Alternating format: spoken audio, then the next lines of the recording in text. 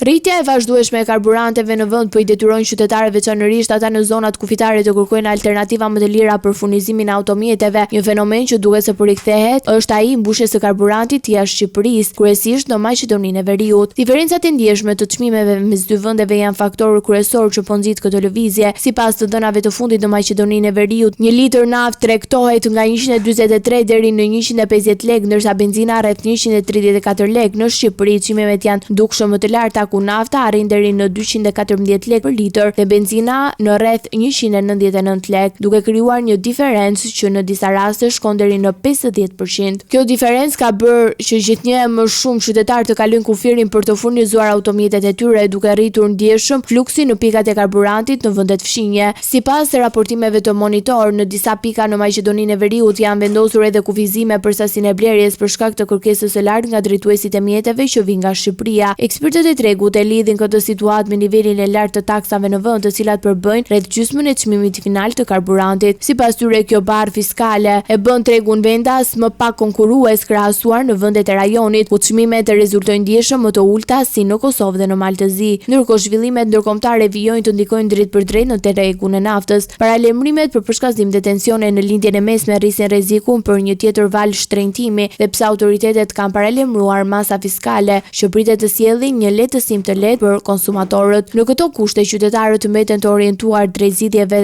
më ekonomike, ndërsa diferencat e çmimeve në vende fshinje vijojnë të ndikojnë në mënyrën se si ata përballojnë kostot e përditshme.